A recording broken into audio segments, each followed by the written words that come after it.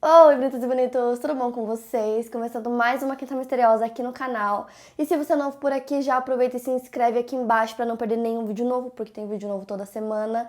Playlist completa do Quinta aqui na descrição para vocês. Já contei muitos casos aqui no canal, então vamos lá maratonar. Aproveita e deixa o like pra mim bem no comecinho do vídeo, que me ajuda muito na divulgação, então não esquece, eu falo todo vídeo porque ajuda, então vai lá e deixa o like pra mim. E também me acompanha nas redes sociais, que eu vou deixar aqui na tela pra vocês. E como vocês sabem, além do YouTube, eu trabalho com todas as minhas outras redes sociais e pra cada uma delas eu preciso fazer uma produção de conteúdo diferente, então cada uma tem o seu jeito. Por exemplo, aqui no YouTube tem toda a parte de gravação, que tem as luzes, a câmera, o jeito que a gente grava, a edição, que, né, eu tenho 2 editores, então um faz só a limpa no vídeo, deixa ele pronto com os cortes, o outro vai fazer toda a parte visual. Então tem todo um trabalho para deixar o vídeo do jeitinho que vocês veem. Inclusive eles usam o Adobe Premiere para fazer toda a parte da edição dos vídeos. Já no podcast é um outro tipo de produção, né, que é produção de áudio, edição de áudio. E aí para cada rede social tem, né, uma produção de mídias digitais diferente. E é óbvio que eu não faço tudo isso sozinha, até porque eu não ia dar conta, então eu tenho ótimos profissionais do mercado trabalhando comigo e me ajudando a sempre entregar o melhor conteúdo para vocês. E vocês sabiam que tem curso para todas essas áreas que eu citei agora aqui para vocês lá na EBAC? A EBAC, para quem não sabe, é a Escola Britânica de Artes Criativas e Tecnologia, e lá vocês encontram mais de 100 cursos profissionalizantes nas áreas de design, arquitetura, marketing, audiovisual, games, negócios, moda, programação e data. Eles têm mais de 30 mil alunos e todos os professores também são profissionais do mercado. Você vai produzir um projeto profissional autoral para o seu portfólio e você vai poder estudar no seu tempo, onde e quando quiser, o que eu acho uma das partes mais legais da EBAC. Então você vai poder trabalhar nessas áreas que eu citei e em muitas outras também, já que eles têm muitos cursos na plataforma. E o mercado digital só cresce a cada dia, então você vai poder trabalhar em todas essas áreas que eu citei e em muitas outras. E com a EBAC é muito mais fácil aprender e se profissionalizar no curso que você tanto sonha trabalhar. Então eu tô aqui com a EBAC para dar esse empurrãozinho para vocês começarem logo o curso que vocês tanto querem. Para ajudar, eles deram um cupom de R$ 200 de desconto em qualquer um dos cursos da plataforma. Vou deixar o link para vocês aqui na descrição, então não perde essa chance. Vai lá, aproveita, usa meu cupom que tá aqui tudo certinho para vocês. E é isso, agora bora começar o caso de hoje.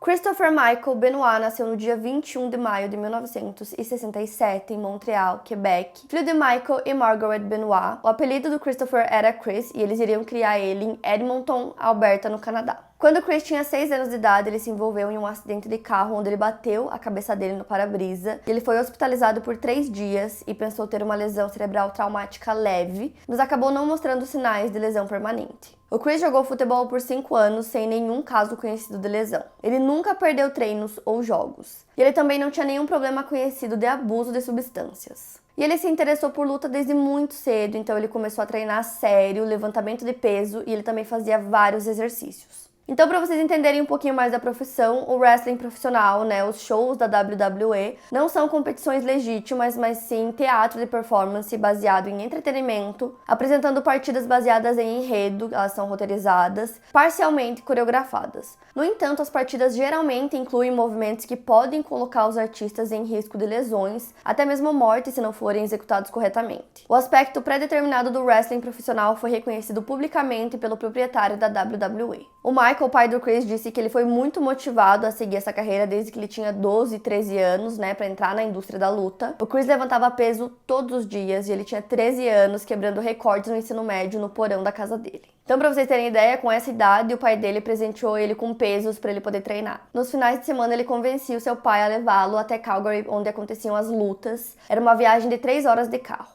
E foi nessa época que o Chris viu o Thomas Billington, que era conhecido como Dynamite Kid, se apresentar. O Chris até citou esse momento em uma entrevista posteriormente, dizendo que isso ajudou muito ele a se tornar um lutador profissional. Ele disse que admirava o Dynamite Kid, que ele ficava no quarto dele tentando imitar os seus movimentos. Ele disse que não só o Dynamite Kid, mas o Bret Hart também se destacavam acima de todos os outros na época. E ele realmente usava o Dynamite Kid como uma influência, tanto que ele até se parecia um pouco com ele fisicamente. E ele foi anunciado como Dynamite Chris no início da sua carreira. Então foi em Edmonton que a jornada no mundo da luta do Chris começou. E ele começou a treinar adequadamente quando ele tinha 18 anos. Ele procurou o melhor treinamento disponível para crescer e aperfeiçoar o seu ofício. Isso levou a um campo de treinamento lendário, um lugar que oferecia treinamento para mais do que lutadores, incluindo jogadores de futebol e homens fortes. E esse local ficava no porão de uma mansão que serviu de residência para a famosa família canadense Hart. Chamava esse local de Dungeon. O patriarca da família Hart era famoso por seus métodos de treinamento. Então esse local, né, o The Dungeon, ele é muito conhecido por ter ajudado a treinar alguns dos maiores lutadores da história, incluindo o Chris. Foi através do seu trabalho lá que o Chris chegou a Stampede Wrestling, tornando-se rapidamente uma estrela local. Sua primeira partida aconteceu em 22 de novembro de 85, em Calgary, Alberta. Foi quando ele teve sua primeira vitória pelo título. Inclusive, ele conquistou vários títulos, ele treinou muito e começou a excursionar pelo Japão em 1987. Inicialmente sob o nome que eu falei pra vocês, Dynamite Chris, que ele odiava. Então, mais tarde, ele vestiria a máscara e se tornaria conhecido como The Pegasus Kid. Ele passou a amar o Japão e começou a planejar sua carreira em torno de viagens ao país. E ele viajou por todo o mundo, incluindo várias regiões do México e da Europa.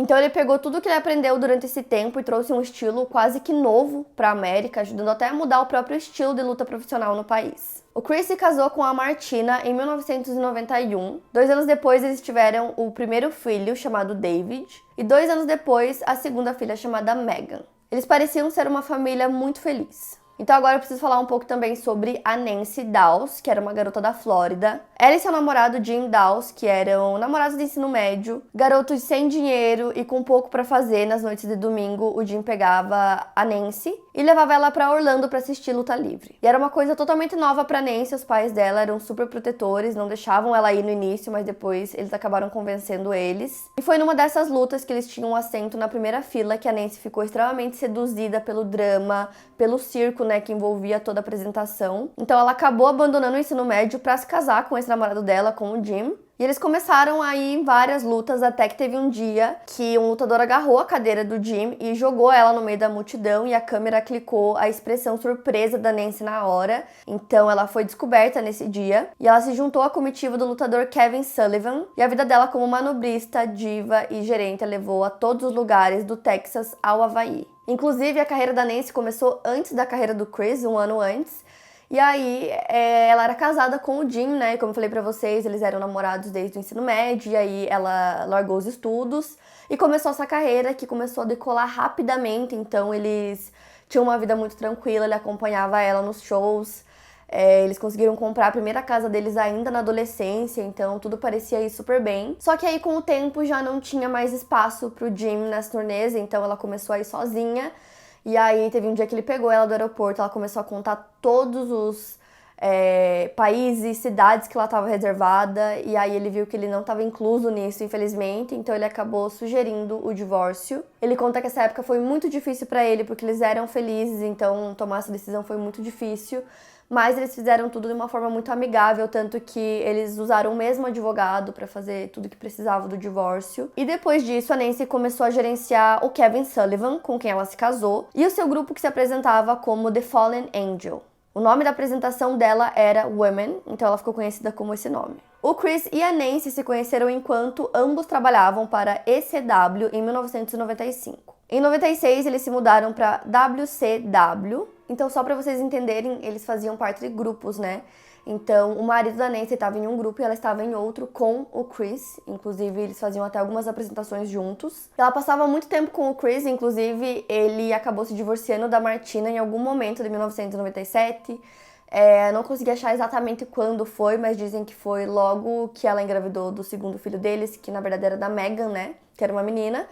E aí, ou foi logo que ela tava pra ganhar a bebê, ou logo depois de ter ganhado, que eles se divorciaram. E a Nancy também se separou do Kevin no mesmo ano, em 97, mas quando ela e o Chris se conheceram e começaram a passar mais tempo juntos, os dois ainda eram casados. A Nancy acabou se aposentando em 1997 da sua carreira e começou a cuidar da carreira do Chris. Em fevereiro de 2000, eles tiveram um filho chamado Daniel e em novembro do mesmo ano, eles se casaram. Inclusive, a Nancy adorava os filhos do Chris, que ele teve no primeiro casamento. Ela tratava eles super bem, adorava ter eles por perto, então meio que todo mundo se dava super bem. Mas algumas pessoas achavam o casal uma combinação um pouco estranha. O Chris sempre foi muito focado, sempre trabalhou muito, ele era muito na dele, ele era muito quieto. Ela já era o oposto, ela era um pouco mais extravagante, ela já tinha trabalhado muito, então ela tinha muita experiência em carreira. E as pessoas achavam estranho o fato dela ter se aposentado pra virar dona de casa, né? Só que o casamento dos dois não tava indo tão bem, então em 2003 a Nancy pede o divórcio alegando que o Chris tava maltratando ela, e ela disse que ele também tinha uns comportamentos muito violentos, que ele começava a jogar e quebrar os móveis pela casa. De acordo com a Sandra, que é a irmã da Nancy, teve um dia que o Chris empurrou a Nancy contra uma estante e começou a gritar muito com ela, e que tirando essa ocasião ele não tinha agredido ela fisicamente. Mas a Nancy decidiu pedir uma ordem de restrição, que duraria 3 semanas, e nesse meio tempo eles estavam meio que separados, e aí um amigo deles, né, um amigo do casal, decidiu intervir, começou a conversar com os dois e meio que ajudou eles a se acertarem. Então, no fim das contas, eles continuaram juntos. Então, ela retirou o pedido de divórcio e ela continuou gerenciando a carreira do Chris. O filho deles, o Daniel, era extremamente apaixonado pelo pai. Ele viu o pai dele como um herói. Então, pelo quarto dele tinham posters do Chris, tinham figuras do Chris, réplicas dos cintos que ele já ganhou. Então, ele realmente era muito fã do pai dele. E o Chris tinha uma vida tranquila com a família, eles eram felizes aos olhos dos familiares, dos amigos, e eles tinham uma vida muito tranquila também financeiramente. Então nessa época o Chris já estava com 20 anos de carreira, ele estava morando na Georgia com a família dele, e ele estava tendo muito sucesso na WWE. E eu também acho importante citar pra vocês aqui no vídeo o melhor amigo do Chris, chamado Ed Guerreiro. Ele também era lutador profissional da WWE. E os dois, inclusive, surgiram nesse meio juntos. Eles eram muito próximos. Inclusive, eles faziam turnês juntos, lutando todas as noites, um contra o outro. Eles davam um abraço também pra encerrar o show, que é uma das cenas mais icônicas, assim, da história do wrestling. Quem assistia os dois juntos no ringue dizia que era claro que os dois não só se respeitavam, mas se entendiam muito bem. Então, realmente, eles eram melhores amigos, até que o Ed morreu em novembro de 2005 de um ataque cardíaco. E quando isso aconteceu, o mundo do Chris desmoronou. E nessa época, ele e a Nancy já tinham perdido outros colegas de trabalho também. E uma coisa que todo mundo, assim, não só familiares, mas amigos também notaram quando o Ed morreu, era a forma como o Chris ficou, porque ele era, como eu falei pra vocês, ele era muito na dele, então ele não demonstrava emoção. Ele nunca chorava, por exemplo, ele era muito quieto mesmo, assim, não demonstrava nada. Então, quando o Ed morreu, ele ficou muito, muito mal, ele chorava muito. E aí, todos os familiares diziam que era uma coisa que eles não estavam acostumados a ver, né, o Chris dessa maneira. Um outro amigo deles também, que também é desse meio, conta que no dia em que ele viu o Chris, logo que eles descobriram o que tinha acontecido, ele disse que recebeu um abraço do Chris que era o mais desesperador, assim, o mais triste que ele já havia recebido no mundo, e que realmente a morte do Ed deixou o Chris muito, muito mal. Tanto que as pessoas ficaram preocupadas com ele, até a Nancy conta que ela ficou extremamente preocupada com o que poderia acontecer com o Chris, o que aquilo poderia causar nele, então ela queria que ele desse uma pausa na carreira, ela não queria que ele continuasse a lutar, porque ela estava com muito medo que aquilo fosse deixar ele ainda pior. Só que ele continuou a lutar mesmo assim, e ele ficou mais fechado do que ele já costumava ser depois que isso aconteceu. Então a Nancy e a família decidem dar pra ele um diário, pra ele desabafar, pra ele escrever o que ele quisesse. Ele começou a escrever cartas pro Ed. Muitas delas não faziam muito sentido, ele contava sonhos que ele tinha, paranoias. Então, quando o Chris ia pro trabalho, era quase imperceptível o quanto ele estava sofrendo, o quanto ele estava em luto, ele conseguia esconder isso bem. Só que pros amigos e pra família era muito claro que ele estava muito mal, ele ia até a casa do Ed, ele sentava na cama, pegava o travesseiro do Ed e chorava muito. E aí, como eu falei pra vocês, ele continuou trabalhando, então cada cidade, cada apresentação, tudo lembrava o Ed, então ele foi ficando cada vez pior, e o fato dele não ter tirado nenhuma folga do trabalho ajudou as coisas a ficarem cada vez piores, como a Nancy já imaginava que pudesse acontecer. Mas muitos amigos dele de trabalho dizem que viam claramente que ele não estava bem, mas que achavam que ele tinha continuado trabalhando porque ele simplesmente não sabia mais o que fazer. Durante toda a carreira do Chris, desde o início, ele ficou conhecido por ser extremamente focado.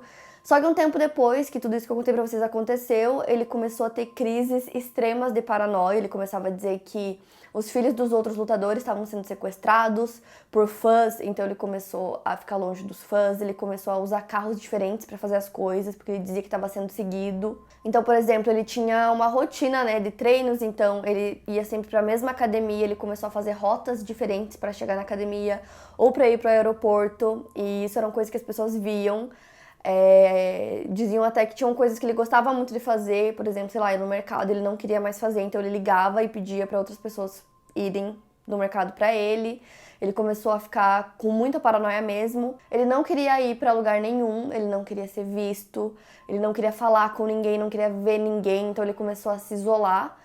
E a família começou a acreditar que ele estava entrando em depressão. O Chris Jericho, que também era muito amigo do Chris, disse que depois da morte do Ed ele mudou muito, tanto que ele meio que acabou a amizade com o Jericho depois disso. E também teve uma vez que viram uma briga entre a Nancy e o Chris, e ele simplesmente pegou o para-brisa do carro e quebrou com as próprias mãos na frente de outras pessoas. E nessa época, né, que era 2007, a Sandra, irmã da Nancy, disse que a Nancy queria muito que o Chris simplesmente desse uma pausa na carreira, porque claramente não estava fazendo bem pra ele precisava ficar bem mentalmente, né, pra continuar trabalhando, e ele não queria dar uma pausa de jeito nenhum. Ele também não deixava a Nancy e o filho saírem de casa, ele dizia que eles estavam em perigo, então eles tinham que ficar dentro de casa. Ele ficava dizendo que ele estava à beira de ser demitido. E, na verdade, pouquíssimas pessoas perceberam esse declínio na estabilidade mental do Chris. Quando tudo isso começou a acontecer, foram só pessoas muito próximas mesmo. A Nancy, inclusive, foi quem mais percebeu que tinha alguma coisa realmente muito errada. Até que no dia 21 de junho de 2007, a Nancy ligou para uma amiga dela e disse: "Eu estou morrendo de medo, se algo acontecer comigo, procure o Chris." No dia seguinte, o Chris voltou à tarde numa consulta de rotina com seu médico. Ele tinha ido buscar o seu fornecimento de medicamentos de melhoramento mensal. E aí ele chegou em casa e encontrou a esposa e o filho fazendo um churrasco no quintal de casa. Mais tarde naquela noite, no segundo andar da casa, o filho do casal, Daniel, de 7 anos, dormia em seu quarto. Do outro lado da casa, o Chris atacou sua esposa pelas costas. Depois ele amarrou suas mãos e pés com uma fita. Com o joelho encostado na coluna dela, ele enrolou um cabo de TV no seu pescoço. Havia uma pequena poça de sangue embaixo da cabeça da Nancy, sugerindo que o Chris pudesse ter deixado ela desorientada e batido sua cabeça no chão. Depois, ele colocou uma Bíblia ao lado do corpo. Já estava começando a amanhecer, então o Chris vai até o outro lado da casa, no quarto do filho dele. Ele acordou o Daniel, deu um remédio para ele, e depois que ele começou a ficar desorientado, acredita-se que ele estava desmaiado, o Chris também o enforcou. No dia 23 de junho de 2007, o Chris tinha uma apresentação no Texas durante a noite, e aí à tarde ele manda uma mensagem de voz para um amigo chamado Chavo Guerreiro, informando que ele havia dormido demais e perdido o voo, e ele estaria atrasado para o show da noite em Beaumont, no Texas. O Guerreiro ligou de volta para o Chris e observou que ele parecia cansado, grogue, enquanto ele confirmava tudo que ele tinha dito na mensagem de voz. Na ligação, ele disse que sua família estava doente, mas que ele conseguiria ir para a apresentação. O Guerreiro estava preocupado com o tom e com o comportamento do Chris, então ele ligou novamente 12 minutos depois. Só que aí o Chris não atendeu e o Guerreiro deixou um recado pedindo que ele ligasse de volta. Às 3h44, o Chris liga pro Guerreiro, afirmando que ele não tinha atendido a ligação porque ele estava no telefone com a companhia aérea mudando seu voo. O Chris mencionou que ele teve um dia muito estressante devido a Nancy e o Daniel estarem doentes por intoxicação alimentar. Então o Guerreiro respondeu: "Tudo bem, cara, se você precisar conversar, estou aqui pra você." E aí o Chris encerrou a conversa dizendo: "Eu te amo, Chavo", o que era algo muito raro, muito estranho. O Chris nunca falava isso, ele era bem pouco afetuoso, então o Chavo Guerreiro achou realmente estranho. Na madrugada do dia seguinte, o Chris manda 5 mensagens de texto entre 3h51 e 3h58 para colegas de trabalho do seu celular e do celular da Nancy. As mensagens tinham o seu endereço e diziam: "Os cachorros estão na área da piscina fechada. A porta lateral da garagem está aberta." Depois dessas mensagens de texto, ninguém mais ouviu ou teve algum tipo de contato com o Chris. Pela noite do dia 24, o Chris tinha perdido 2 apresentações e não estava atendendo ligações. Na tarde de segunda-feira, dia 25, no dia seguinte, os seus colegas estavam muito preocupados, então eles ligam para a polícia e pedem para eles checarem se está tudo bem com o Chris. Quando a polícia chegou no local, primeiro eles encontraram o corpo da Nancy, que estava enrolado numa toalha. Ao lado, eles encontraram a Bíblia. Depois, encontraram o do Daniel. Então, imediatamente, eles isolam o local. Depois eles continuam a busca pela casa e foi quando eles encontraram o corpo do Chris na academia, que ficava no porão. Ele usou os pesos, deu um equipamento na academia para tirar a própria vida. Pelo que eu entendi, ele amarrou uma corda nele mesmo e usou os pesos para serem levantados. E aí, quando soltos, fazia uma pressão muito grande e acabou quebrando o pescoço dele instantaneamente, de acordo com os investigadores. Para conseguir fazer isso, precisava de muita força. O Chris tinha 40 anos de idade. O diário que o Chris tinha, onde ele escrevia as cartas pro Ed, foi encontrado no lixo, e aí deram esse diário pro pai do Chris. E aí eu assisti alguns documentários, né, sobre esse caso, e aí em um deles o pai do Chris conta que ele se sentia muito culpado por ter incentivado o Chris a seguir essa carreira desde muito jovem. Ele lê um trecho de uma das cartas e é até meio confuso assim a forma como ele escrevia, dava pra ver que claramente ele não tava bem. E que ele tinha alguns problemas no casamento com a Nancy, não era segredo pra ninguém, só que as pessoas diziam que o Chris, ele era muito família, então por mais que ele tivesse problemas em casa, ou se ele tivesse em turnê e estivesse muito cansado, mesmo assim ele dava um jeito de ir até a casa pra ver a esposa e o filho e depois continuar a turnê. Então diziam que ele fazia muito isso, então ninguém conseguia entender o que poderia ter acontecido, né, quais seriam os motivos. Então foi bem no início, assim, cerca de 24 horas depois do início das investigações, já foi concluído que o Chris, né, era o culpado. Então fãs, investigadores, familiares, amigos, estava todo mundo tentando entender o que tinha acontecido. Uma das teorias mais fortes desse caso é o abuso de drogas, que pode ter desempenhado um papel bem importante nesse caso. No mesmo dia que o caso aconteceu, no dia 22 de junho, como eu falei pra vocês, o Chris fez uma visita ao consultório do seu médico, o Dr. Phil Austin, em Carrollton, Georgia. E lá ele pegou uma receita. Esteroides também foram encontrados no sistema do Chris no momento da sua morte. E o médico que forneceu as receitas de esteroides a ele e outros lutadores também foi condenado e enviado para a prisão por 10 anos. De acordo com uma nota em seu arquivo de autópsia, o Chris tinha um coração severamente grande, cerca de 620 gramas, que é o dobro do peso de um coração normal, médio e saudável, com hipertrofia ventricular esquerda e dilatação atrioventricular bilateral, um achado comum em lutadores que abusam de esteroides ou hormônio de crescimento humano. A irmã da Nancy afirma que o Chris estaria morto em 1 ano devido ao seu coração dilatado. A Nancy supostamente tinha alprazolam e hidrocodona em seu sistema, combinando com as alegações de sua irmã de que ela estava automedicando sua dor. Mas a teoria predominante nesse caso é a da encefalopatia traumática crônica, ou CTE, uma doença cerebral degenerativa encontrada em pessoas que sofreram vários golpes na cabeça. O Chris sofreu um grande número de golpes na cabeça, né, devido à sua profissão, tanto que os especialistas descobriram que o cérebro do Chris se assemelhava ao de um paciente de Alzheimer de 85 anos. Na minha pesquisa, eu vi também que isso aconteceu com muitos outros lutadores, é bem assustador. E mais de 1/3 das pessoas que vivem com demência apresentam várias mudanças no comportamento, ficando mais agressivo, seja xingando ou gritando, fazendo ameaças ou até partindo pro físico mesmo. Então esse tipo de comportamento pode estar ligado à personalidade da pessoa antes da demência, mas também pode se desenvolver em pessoas que nunca foram agressivas antes. As pessoas que têm CTE mudam porque o seu cérebro está mudando e não há nada que eles possam fazer sobre isso. E quando os médicos contaram isso, né, para a família do Chris, eles começaram a lembrar de todas as coisas que o Chris foi demonstrando com o tempo e que eram diferentes, que eram esquisitas, como eu contei pra vocês, ele ficar mudando a rota dos lugares, ele achar que ele estava sendo perseguido, ele ficava constantemente checando o alarme à noite, ele parecia ter um pouco mais de paciência com certas coisas e parecia também não ter sensibilidade nenhuma sobre outras coisas, tanto que eles também citaram que o Chris, ele às vezes meio que sumia por longos períodos e ficava sem falar com ninguém, então às vezes ele ligava pra alguém,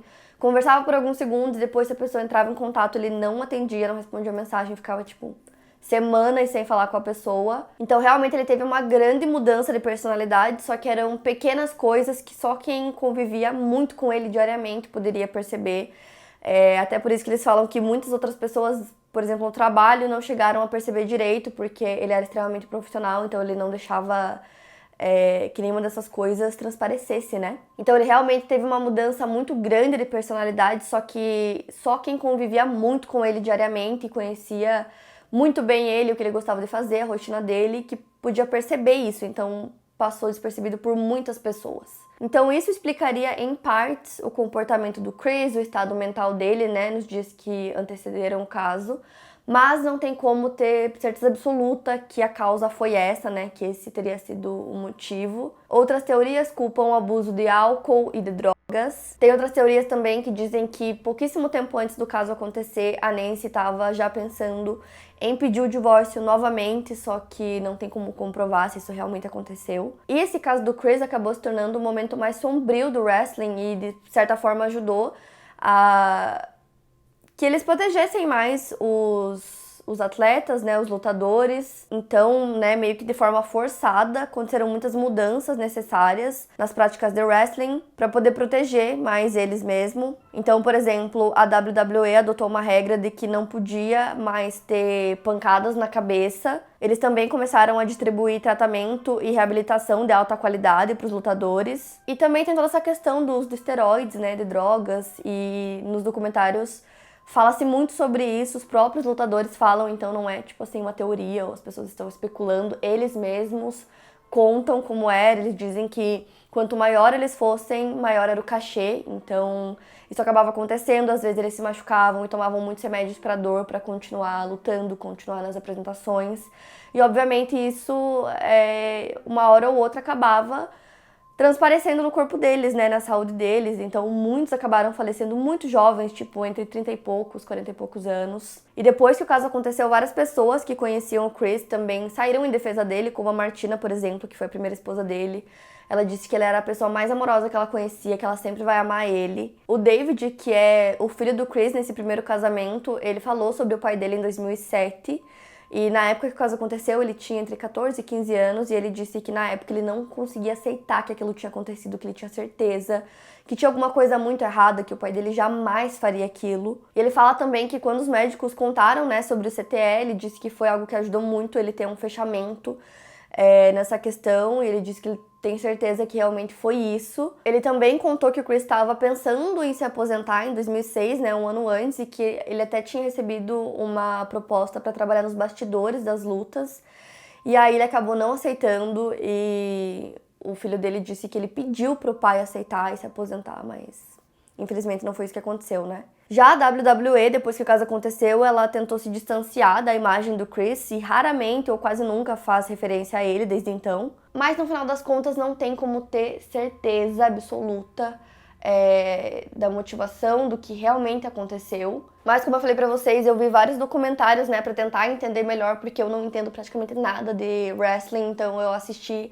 pra tentar trazer pra vocês, assim, da melhor forma possível, e eu vi que, como eu disse pra vocês, a maioria dos lutadores acabavam indo ou pra drogas, muito remédio pra dor, muito abuso de álcool. Então, muitos acabaram morrendo de ataques cardíacos e dessa mistura, né, de substâncias. E tem um artigo que eu achei que conta toda essa parte da carreira do Chris, que é uma parte que eu não foquei muito aqui, eu tentei resumir da melhor forma pra vocês, a parte da carreira dele, né? Porque, como eu falei, eu não entendo, então eu não queria contar nada errado, mas esse link que eu vou deixar pra vocês aqui na descrição é bem completo, é gigantesco e conta em detalhes toda a trajetória dele, focando muito na carreira, cita várias coisas, vários outros lutadores, e é tudo bem detalhadinho, então vou deixar aqui pra vocês. Tem muitos documentários online que também falam muito sobre isso, então tem depoimentos de pessoas próximas de outros lutadores, e eles falam bem abertamente sobre, então é bacana também pra vocês terem, tipo, um adendo, né, pra esse vídeo. Então eu quero muito saber o que vocês acham que realmente aconteceu. Me contem aqui nos comentários, que eu quero muito saber. Não esquece do like, que me ajuda muito na divulgação, e se inscreve no canal se você é novo por aqui ou ainda não tá inscrito, que tem vídeo novo toda semana.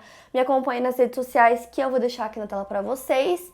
E é isso, eu vejo vocês no próximo vídeo.